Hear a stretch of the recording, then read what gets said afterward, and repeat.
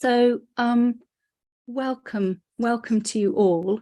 And as I explained before, Helena and I will start by just introducing the work that we do at Rites for Girls and the work that we do with the girls, and then talk a little bit about how we train women to be able to do that work.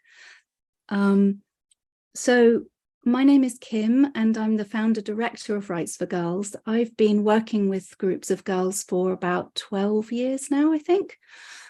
I used to say 10 years, but it's actually now it's gone beyond that. So well over 10 years. And it started just in my front room with a group of local girls. The mums came to me and said, look, you're forever talking about what preteen girls need.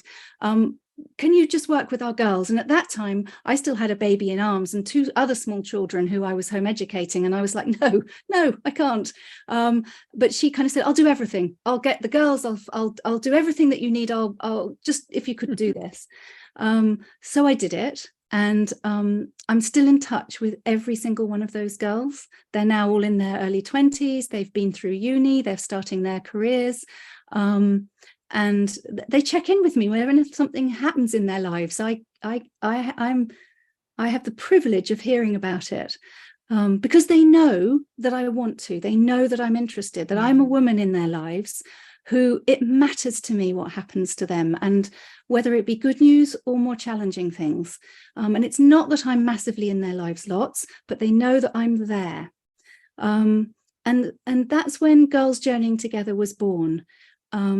Just to explain to you a little bit about what Girls Journeying Together group looks like, it's for girls who are in year 6 or in year 7. So they're either in the last year of primary school or the first year of secondary school if they're in the state school system. And so they're 10, 11, 12 years old. We support them making that transition over to big school. But also it coincides for many of them, for most of them, with the onset of puberty and the beginnings of the changes that come with adolescence. So Girls Journeying Together group is designed to support them through this really pivotal phase in their lives when they're changing really rapidly. And also what's around them is changing a lot as well. So what do? We meet monthly with them for a year, so they get to feel what monthly feels like. And in those sessions, each of those monthly sessions, we cover a range of things, a really wide range of things. It can be really practical, things that they need to know as they go into puberty, like what do the letters and numbers on a bra mean? Or what do you do about spots and greasy hair? How do you catch the blood? What if you start when you're at school? All of those really practical things that they need kind of information about. But then there's also the inside changes that they're experiencing. They become a lot more self-conscious around this age and more self-aware. Relationships, their friendships often are in a lot of flux. So how do you stay true to yourself, but also fit in with the crowd? How do you not lose your voice, as so many girls do as they go through adolescence? How do you even know what's important to you when there's so much pressure around you telling you how you should look and how you should be, not just from peers, but from social media, from the culture around us? How does a girl not lose herself as she goes through that phase in her life? Because the girls, when they arrive to us, when they're 9, 10 years old, they're often really feisty, full of themselves, got a strong sense of who they are, quite comfortable with that. Although I have to say that has been knocked quite a bit by the last few years of the pandemic for many girls, even at that young age. But nevertheless, we find that a lot of them have a sense of themselves which is lost over the next few years for many of them because of all the pressures on them to conform. And that's one of the things that we really offer them in Girls Journeying Together groups, is a place, a regular place where they can be themselves. And we really mean it.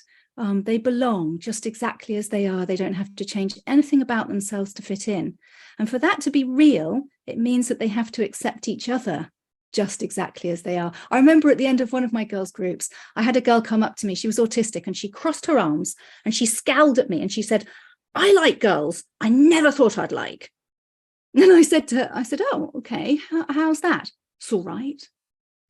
And what we hope to do for all of the girls is to give them an experience that they probably don't have either anywhere else in their lives or maybe not very many places in their lives, where they can just be who they are.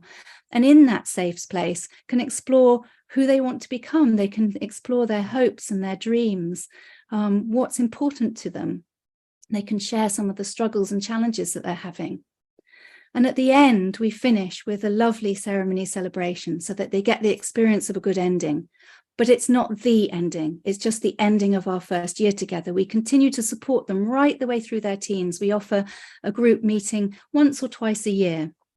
But actually, the girls that I know, because I mean, obviously I've been working with girls for years now, they still meet, but they meet independently now. You know, those that are, you know, they can jump on a bus themselves, they can coordinate themselves, they can even hire an Airbnb by themselves, and all decide to turn up in their prom dresses just because they didn't get enough wear out of them the first time around. So the relationship kind of extends beyond the actual group itself. And part of that is because the mothers also meet at the same time as the girls. So there's a mother's circle that is, in a sense, kind of encircles the group of the girls. Now, the mothers do come into the group a couple of times. They come for the very first session. That's the taster session, because whilst we depend on the mothers to bring their daughters, we absolutely make it the girl's choice as to whether or not she wants to join. And how can they know whether or not they want to join until they've actually had a taste of it and they've met the facilitator and they've met each other and they've had a bit of a taste of what we do? So the mothers bring their daughters along to the first session. We invite the mothers back halfway through the year, and then we invite them in at the final session, the ceremony celebration session. But for all the other sessions, the mothers don't just drop and run. They organize their lives and their other commitments so that they can actually meet at the same time as their girls meet, because that coincides with a time when those of you who are mothers, and please know that we don't only want mothers to train as facilitators. Actually, women who aren't mothers themselves bring something very special to girls' lives, because you don't mother them. They've got a mother. They don't need another one.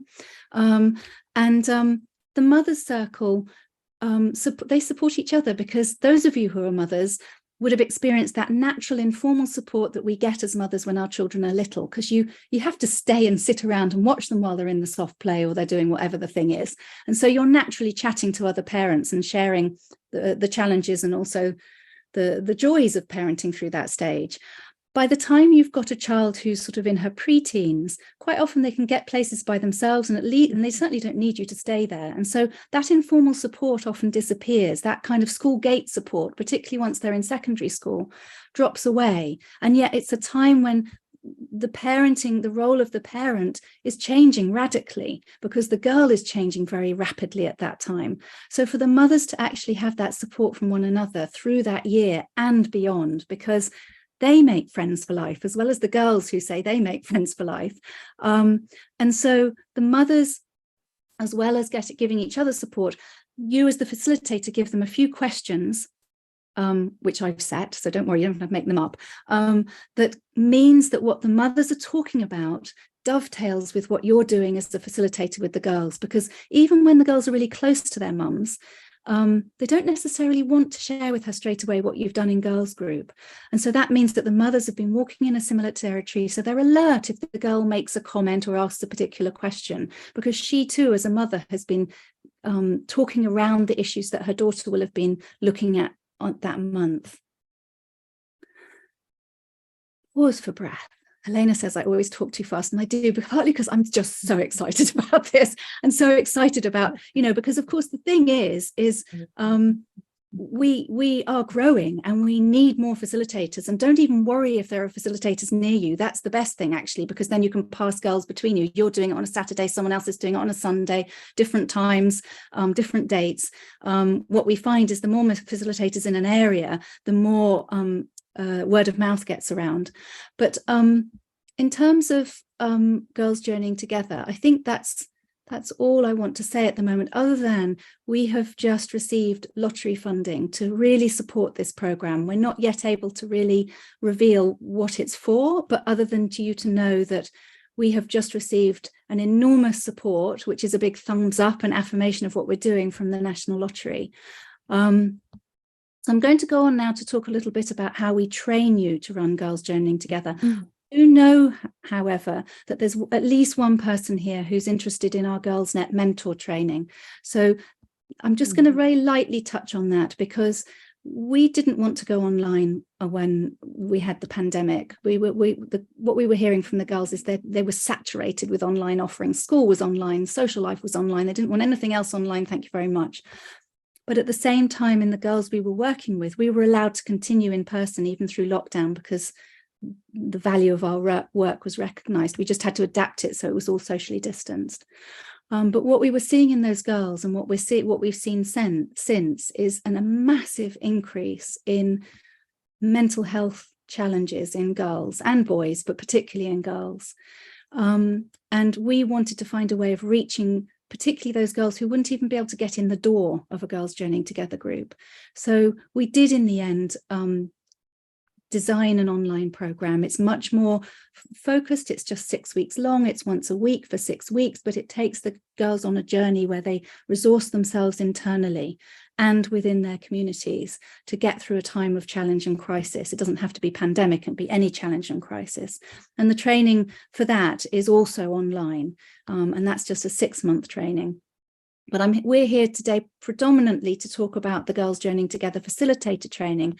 And because you're working with girls in person, you'll need to train in person. So the training is split into 2 years. And the fees that you'll find, it covers both those 2 years. So don't think it's just for the first year. The fees cover both 2 years. And in the first year, you have 3 9-day residentials with Helena and I. And in the second year, you actually run your first Girls Journeying Together group, really closely supported by us. Every time you run a Girls Journeying Together session, it's followed by a group teaching supervision. But let me just talk a little bit about the first year and the residentials. There are 3 threads to this, and these threads are similar in the GirlsNet mentor training as well. So the first thing is, it's so much easier for you to offer to the girls something that you have experienced yourself. So a really important thread of the training is that I will take you through each one of the Girls Journeying Together sessions in person as your preteen self. So don't get busy with how does that work. You will very quickly be able to identify as that preteen self. She probably brought you here today, actually, but you experience each of the Girls Journeying Together sessions as your preteen self. And I run the sessions just in exactly the same way as I would with girls who are actually 10 and 11 years old. Secondly, we then analyze what happened. We talk about, what was your experience? Why did we do that? What did that exercise give you? How was it to experience that and talk about that? Why did I say or do that? What would I do if this happened? So we meet then as adults and kind of go through everything you need to know in order to be able to run the session yourself. There's a training manual this thick, which gives you not only the timetable, but also what you need to do to prepare, what resources you need to gather. It's not heavy on resources though. It's mostly things you can find around the home, or single purchase things, like obviously you need to get pens and papers for the girl and felt tips and things, like flip chart paper, things like that. There's also all the emails that you send to the mothers each month, and the letters that you post to the girls. We don't communicate with the girls digitally at all, because at that age, we're really still trying to keep them, we're not encouraging them online anyway. It's not that I think being online is a bad thing, but we don't communicate with them that way.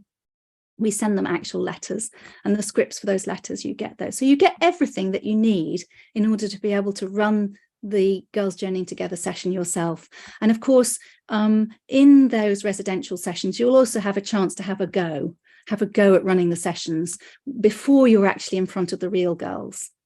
So that's 2 of the threads. You experience Girls Journeying Together as your preteen self, and then we study, we look at, how did I do it? Why did I do it that way? How will you do it? And what will you need in order to be able to do it? And then the 3rd thread, which is really key, is what really matters above all is who you are doing it, who you are offering this to the girls. And that's where the women's work comes in. And that's Helena's role in the training. So I'm going to hand over to you now, Helena.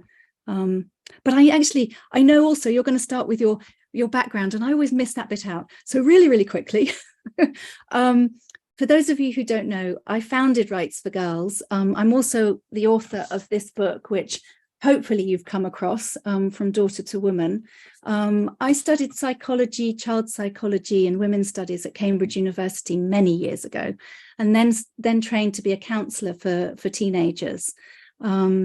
And it was then actually that I really thought, no, we need to work preventatively. We don't need to wait until there's a problem. We need to actually work with the girls before the coping, the unhealthy coping mechanisms set in, and before they run into some of the problems.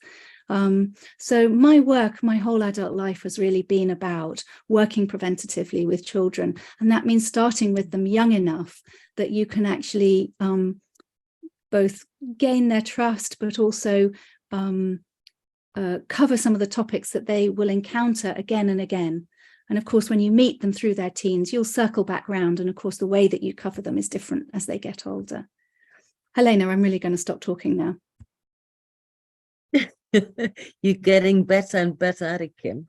And I know it's not just the passion. It's also because, like what Kim started by saying, an hour and a half would fly by.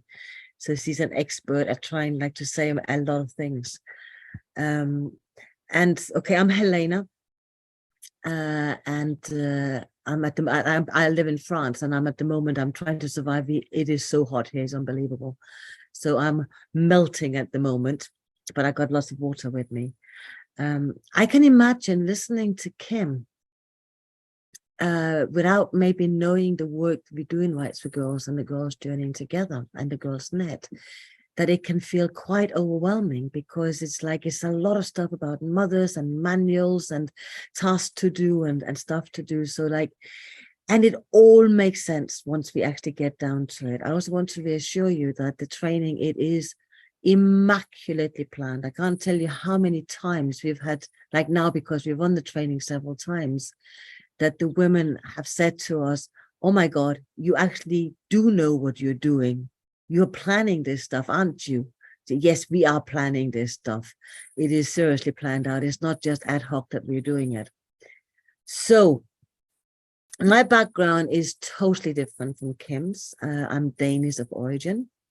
I haven't lived in Denmark for many, many years. I did a lot of traveling. I did a lot of spiritual searching, political activism, a lot of having a great time just being young in a world that still made sense, and where you could still travel relatively safely and freely.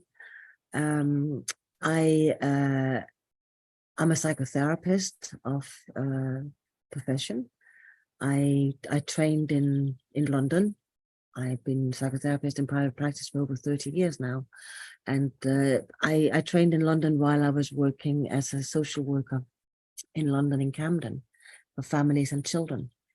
And one of the things I learned from that job was that, my God, do we need more adults and more parents?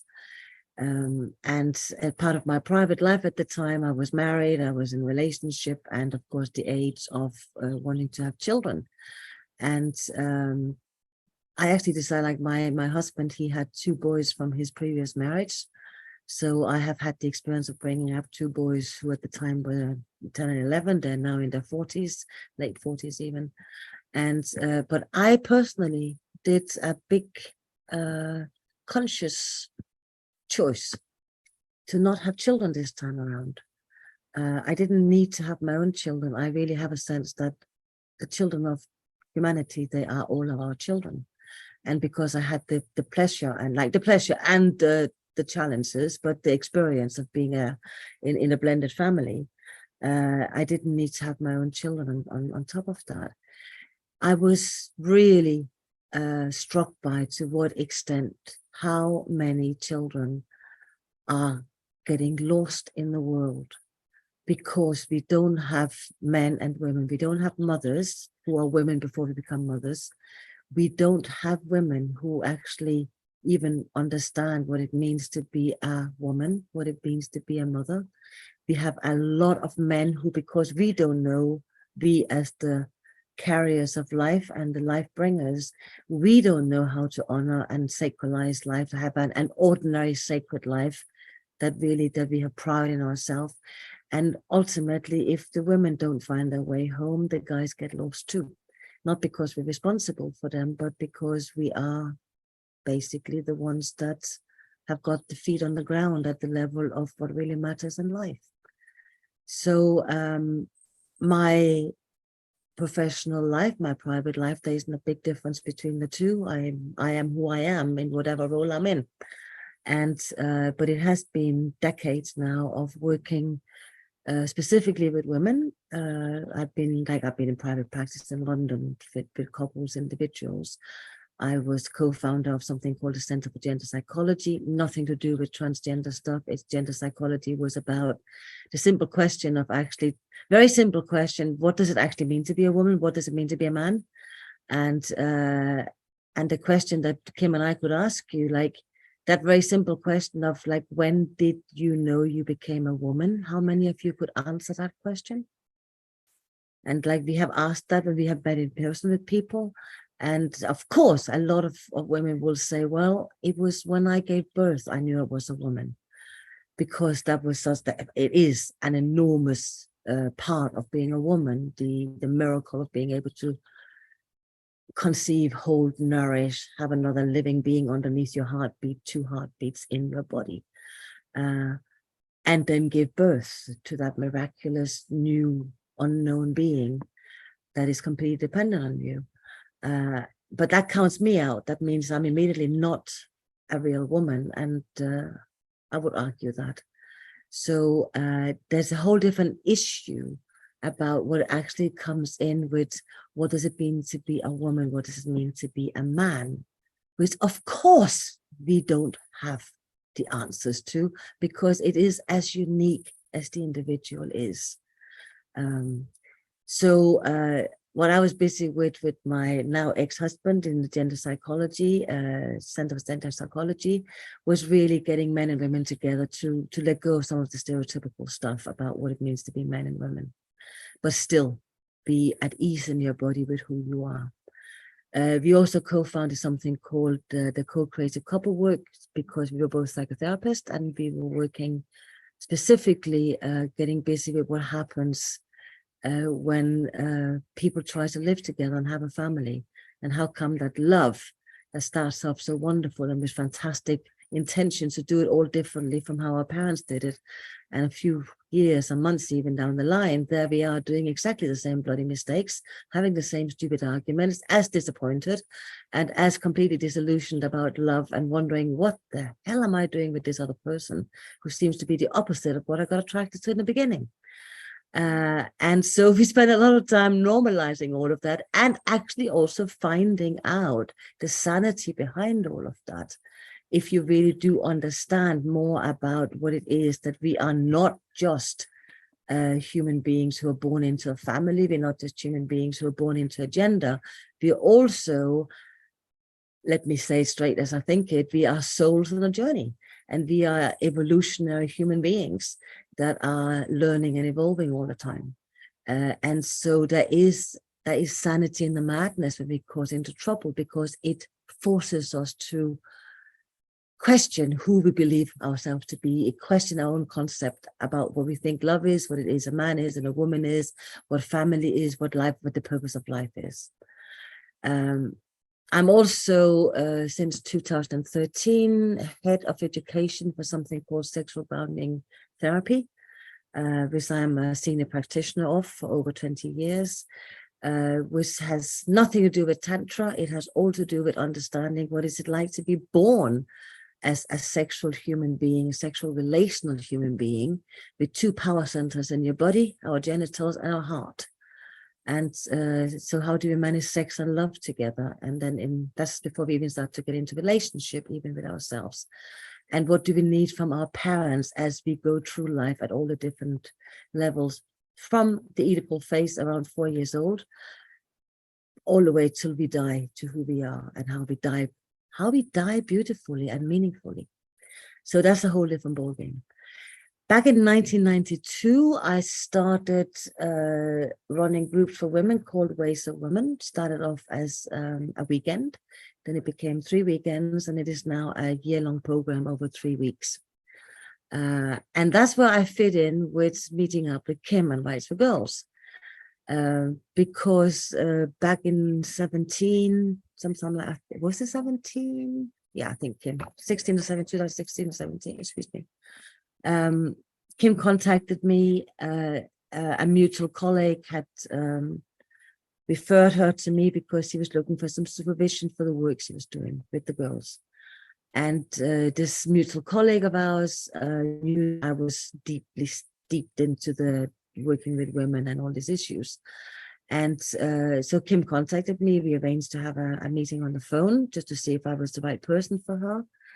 And it's like, I remember it like yesterday, Kim. It's like she talked as fast as she does now, but as eloquently and as precisely as she still does.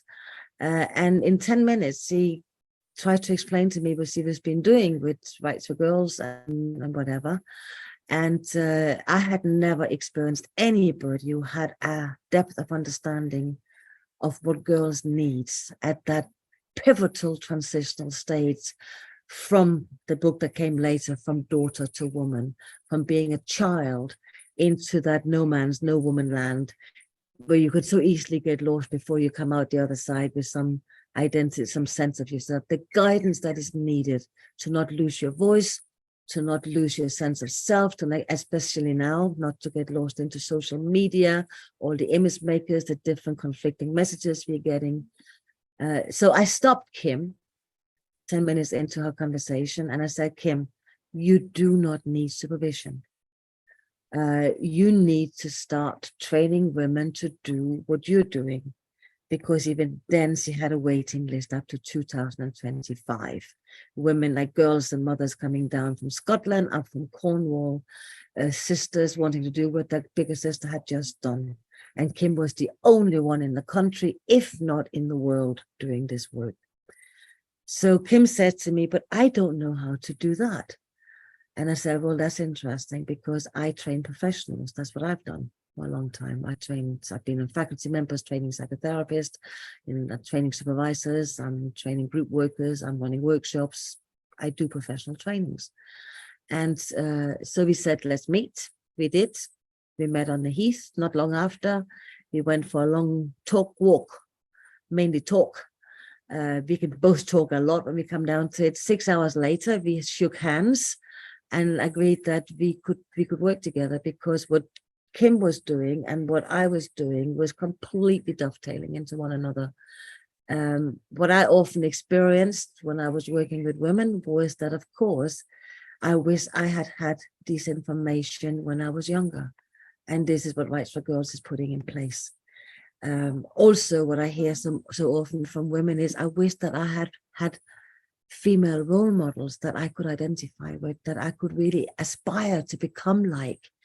Not that they were out of reach, but ordinary women that I could really see myself becoming, that I could understand in their life. Not any of these kind of influencers or whoever they're called these days online, the elites and the ones who are famous because they're famous for being famous, which I think is a miracle. They managed to make so much money from that, but they do. And they managed to do that because there is such a gap. There is such a longing to actually see something that is authentic and real and genuine. From the younger girls. And if they don't find it, of course they get very vulnerable to go on social media. They get very vulnerable to believe anything they're told. And then they get very vulnerable to also start competing with one another rather than become a resource of strength for one another. And that also dovetailed with what I experienced again and again with women coming together in groups. We had to overcome this thing about, you get a group of women together in a room, and whether you admit it or not, maybe it's a little bit more difficult to do it when you're meeting online like this. But if we were meeting in real life, I can guarantee you for a weekend, I can guarantee you within the first 10, 20 minutes of us being together, you would have all scanned the room unconsciously and thought, I like her, I don't like her, I would get on with her, not her, she likes me, she doesn't like me. That's why you're talking and chatting as if everything is okay. Yeah, you recognize it. Let's just be honest. We all do it. Yeah, let's just be honest. So there is a level that we have been trained rather than to expect stepping into a room of women and saying, wow, here's a group of my peers, here's a group of allies, here's a group of sisters. We have been taught, even without knowing it, to see each other as competitors, as kind of like, I have to be on the right side or the wrong side or whatever. I don't want to be part of that because then I'll be, and that is not our natural nature as women. It is because our ground of understanding our true skills, our true qualities, our true worth has been so eroded for more generations than any of us can even imagine. Yeah. So one of the things that Rites for Girls are putting in place, and this is of course coming in with that the mothers are part of it, like they're underage, so of course the mothers have to be part of it, but also a mother in a world that was healthy and balanced and real would be the first role model for a daughter. And it would be the woman who would give her daughter a sense of pride in, I'm going to grow up and become like mother. Now, I haven't met many women, myself included, who actually had that in my world. Like, I love my mother. She's dead. She died in 2016. And before she died, long before she died, we really had a proper good woman-to-woman relationship. But it took some work to get there. And when I was from both sides, okay. And when I was growing up, like, my mother was a generation that she was caught in the tradition of, like, you had to be a superwoman, you had to be the ideal lover, ideal mother, ideal housekeeper, and a career woman, and look great and always be available and never be tired. And she managed pretty good. She was not bad. She was pretty good at it. But at the same time, like, now I have to be honest here, my mother actually did a pretty good job, even because she could take the conflicts of the confrontations, she could take the stuff. And one thing that I am deeply grateful to, I knew my mother was a sexual woman. And I didn't know how rare that was until much later in my life. And it wasn't stuffed in my face. It wasn't that she was running around and doing anything in front of me, anything. It was the way she was conducting her life, the way she was with her, like, my parents divorced, but she had a really strong partner later on in her life, and the way she was with him. And it was no doubt my mother was a sexual woman. So I know what it means to be a sexual mother. And the sexual mother is so often missing from the role models. Like, we forget that we are women first and mothers next. And when the girls get to the age of 10, 11, 12, 13, they don't need just mothering from us. They also need to know that we are women with our passions, with our powers, with our dreams, with our hopes, with our qualities, with our fun parts, our wild sides. They need to know us as women more than they need to know us as mothers. If they only know us as mothers, then they often get the message, well, that's not very fun, is it? I'd much rather be like the guys. And then we start off creating this father's daughters, which is that we start as women looking for our identity as women in the masculine, with the fathers, with the men. No man can ever give a woman her sense of identity. No woman can ever give a man his sense of identity. We have to get it from our own biological genders. Yeah. And that role model is missing. And that is the role models that is my job to turn you into during a mere 3-9 days residential times. And so far we're not doing bad on that one. I was just going to say, actually managed to do it. Does it. Helena does it. Women come out of our training, yes, as the woman that they would have liked to have had in their lives when they were 11. So not a clone of me or a clone of Helena, still completely authentically themselves, but the kind of woman they needed in their lives. when they were a preteen, because that's who you will become for all of the girls you'll be working with, including your own, the children that are in your life, whether they're your own children or other children that are precious to you. And we don't do it. I don't do it by, I don't have of course I can't tell you this is the kind of woman you are. I don't need to. What I'm good at is to help you unlearn what you have learned and start to trust yourself. So it's more revealing of yourself to yourself. And I'm good at making the conditions right for you to reveal to yourself who you are. So you can actually thrive and unfold and finally come back to stand and face yourself as who you always knew yourself to be. But we're afraid to because of losing relationships, not being popular, being too much. That's often a thing that we are scared of as women. You're too much.